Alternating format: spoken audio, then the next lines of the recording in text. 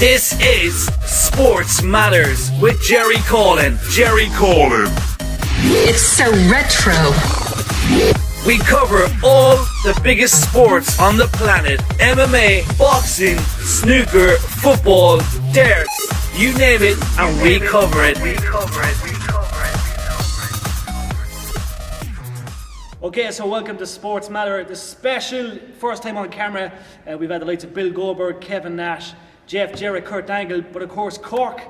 We've got a new legacy in Cork, CCW Wrestling. I'm joined by one of the stars, RickyCombat. Ricky, how's things with you? Really good, Jerry. Thanks for. I don't know if I'm going to live up to Bill Goldberg, Jeff Jarrett, and all the other names that you mentioned. Why not? Cork is the real capital. It's only a matter of time before we take over. Yeah, I mean, but still, just on a global scale compared. I mean, we know that, like, but we'll do the best we can, I guess. We do. So we're going to go back to where it all started for you. Your first memory of wrestling. Can you recall? I think my first memory of wrestling. I think I'm the oldest in my family. I have no older brothers or sisters, so I know kind of like hand-me-downs in terms of what preferences to have in terms of music or TV or anything like that. I think the only thing I really had was sport from my dad. He didn't watch wrestling, so it was just kind of like the older kids in the neighborhood. And the first memory I have of wrestling is actually, I think it's the Mankind and Undertaker Boiler Room. Yeah, great match, yeah. Yeah, I don't even know if it was much of a match. It could have been a backstage segment because I don't really fully remember it.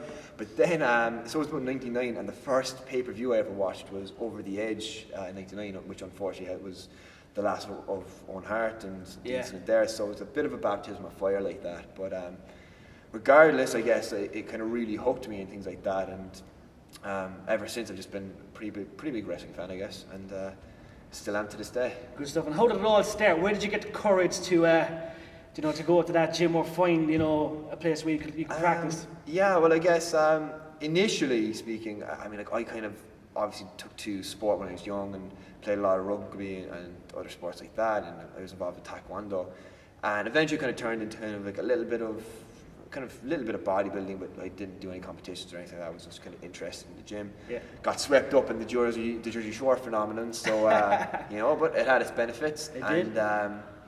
So the first introduction I actually had was up in Fight Factory in Bray. So I kind of did the journey of going up and down from Cork on a kind of a weekend basis. But it was obviously the journey got too much for me, and I ended up going back to college, and just with life in general got in the way.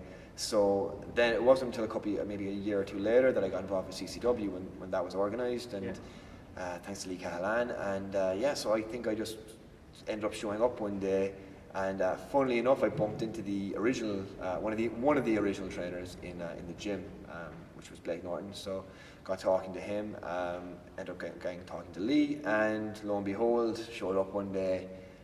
In the new gym's location, the rest is history. Good stuff. And tell us about the preparation, because we know it's not easy. There's a lot of injuries. Absolutely, Your life's at risk, basically, because you see the amount of wrestlers that have been injured in the past due to doing crazy stuff in the ring. So tell us, how do they break you into the first day? What way does it start off? Is it just kind of slowly introducing you to it, or is it straight into the deep end and we're gonna? Yeah, I think there's like at least 3 areas that need to kind of examine in terms of the preparation. The first 2 are kind of the physical ones. So obviously, firstly, you need to actually be kind of match fit for things, because having that cardio is what keeps you safe and keeps your preparation.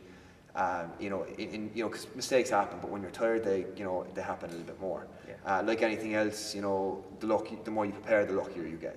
So I think preparation, and just in terms of having muscles behind you to protect yourself, and in terms of even just the shock of being hit hard and hitting the ground hard and hitting the buckle hard and jumping off top. And so, like, in all those terms, it's really important to be physically prepared, and obviously, so the cardiovascular side of it is very important, as well as the actual physical education behind it of actually being able to go to the gym and put some muscles on behind yourself, and get some density into your bones as well, because heavy compound lifts will help with all that.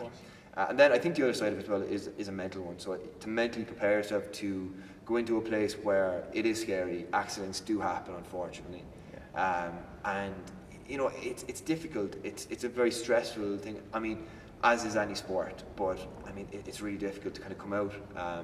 You're being viewed by a lot of people. You've got your own peers to deal with, of course, and you've got a lot to live up to, because it's not much. Like I said, I played rugby growing up, but a very team-oriented sport. So the spotlight was never specifically on me or on anybody else. Yeah. So when it's wrestling, usually there is a spotlight, and it's difficult. And some people revel in it, and some people cannot handle it. And that's, look, everybody's different, and it's not for everybody. Of course, and it's not easy, as you know. Like, no, it's far from easy. Growing up, what kind of wrestlers inspired you? Who did you want to be like? I think when I was kind of like first got into wrestling, it was definitely The Rock and Stone Cold, Steve Austin. That were the big guys for me. And then as I got a little bit older, I kind of started watching. I think like Jeff Hardy kind of also took my interest as well. And later on, CM Punk and Randy Orton, these kind of guys. I think today, just even from a professional standpoint, I think AJ Styles is a big influence to me. I think Finn Balor is obviously kind of a local one. I think even Sheamus, I think he doesn't get enough credit for, everybody has a different style, and I think it's important to remember that not everybody does everything, and you kind of realise that the older you get as well a little bit, that not everybody is capable of doing different. It's a different style. Yeah. So I think he's another great example, and a great ambassador for the Irish scene. Good stuff. And just for the fans out there, tell us about some of your moves. Your finisher move, first of all. I've seen that. Yeah. So I call it the Smirking Revenge, which is an ode to Fight Club, which is my favourite film. Sweet. But it's a GTS. So again, that's an ode to CM Punk, who is probably one of the bigger influences, I think, in getting involved in, because. When I say that, what I mean is that CM Punk was a guy that took my interest when I was a little bit older. Yeah.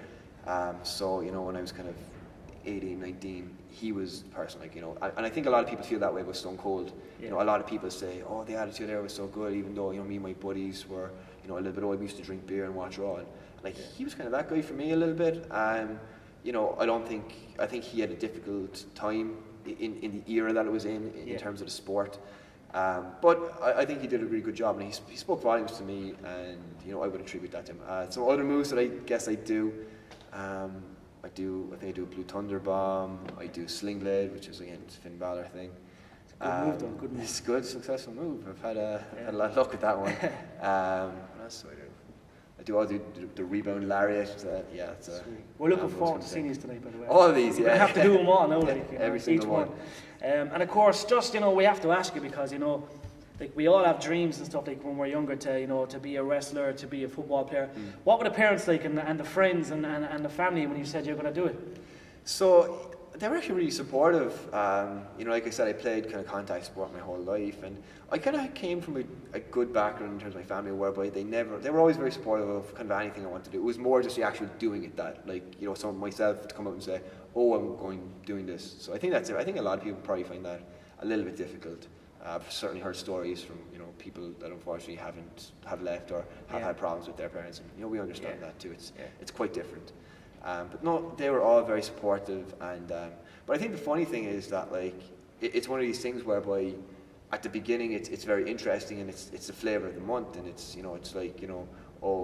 John and Mary are having a baby, or William got engaged or whatever, and it's Ricky's wrestling now, and it's you're getting a lot of texts, and it's funny because even today I was kind of reveling with the first couple of shows I used to do. My phone just used to be blowing up with people that were like, oh, I can't wait to see it, or I can't be there. Yeah. And now it's funny because that's all settled down, and it's just, I don't get that anymore. And I think that's actually a good thing, because I wasn't doing it for them in the first place. And I love talking about it, but you know what I mean? Like I said, they still ask me when I see them, how's this going or whatever. So it's always a conversation piece, but it's not the flavour of the month anymore. Of course. So I think that's important when it all settles down, and you're not kind of doing it to brag. You're not doing it to say I've done it. You're doing it because you actually enjoy it, and you're still doing it. And it's like anything else. I'm still surprising myself at how much I enjoy it. Good stuff. And just last of all, you're obviously doing this a couple of years. Where do you want it to lead to? You're looking obviously the long run, and you're looking. Yeah. I know Lee will obviously. He's going to do everything to keep it, but even Lee himself, you're all big prospects. I think even Lee has a couple of plans for himself. I think so. Honestly, for myself, I'm really enjoying life right now. I'm really enjoying CCW and everything. I would like to get a little bit more experience under my belt, and maybe just be able to travel, maybe kind of England and just Europe. And there's a good scene in kind of Belgium and Germany. Of course. Things like that would be a lot of fun to do. I think Progress is maybe somewhere that I would really like to kind of end up. I think that would be a great example of somewhere that it would be a kind of a good benchmark for myself that I'd like to see myself do that. I think if I could achieve, when I started, I just wanted to have a match, and then I kind of was like, I want to be champion. Yeah. And now I kind of want to travel, and I think eventually I'd like to do progress. Yeah. Maybe ICW, or just, I guess it's, maybe it's a little bit of my own ego stroking, but they're the kind of places that I guess we see as being successful. So you don't have to go there to be successful, but it's nice to, again, for the story and to look back and say that you did it. Of course. So it's, definitely they're the kind of place I want to go. I mean, like, ultimately, I think Japan would be really cool. I don't know if I could do the lifestyle, and the diet. Yeah. I'm crazy. I'm pretty childish when it comes to food. So. Yeah. I think we all are. I mean, especially if you're from Ireland. Yeah, so exactly. It's always the way it's an Irish thing. Like. Yeah, mom's cooking. So, so that would be an issue, but I wouldn't. I'd still do it. Good stuff. And I guess ultimately I'd love to, maybe get over to America and do something, maybe Canada. Yeah. Maybe even Mexico, but who knows? Why not? Ultimately, I guess I just, I think when you're a wrestler, that you got to be. It's a funny thing because you kind of have to take things as they come to you. So you have to be open to all offers, and you have to be willing just to say yes and to give things a chance. Chances, if I didn't, I might never have come to CCW. If I didn't, I might never have become champion. If I didn't, I might not be here talking to you, Jerry. So, things have a way of working out when you have a positive way of looking at things. Yeah. So, I guess I just try and stay positive, stay humble, and stay hungry, I guess, and just see where it takes me. Definitely. Well, CCW, big things to come. Everyone's talking about it. Slowly dominating Ireland, and some great shows all over. Ricky, it's an honour as always. Thank you, Jerry. Twitter page. Do you want to give a quick mention so people can check you out? Yeah, sure. I'm RickyCombat on Twitter, RickyCombat Wrestler on Facebook, and RickyCombat Wrestler on Instagram. We got some sexy pictures up there. Thanks a million, guys. Appreciate it. Check out all the latest interviews with Jerry and the Stairs weekly on Sports Matters.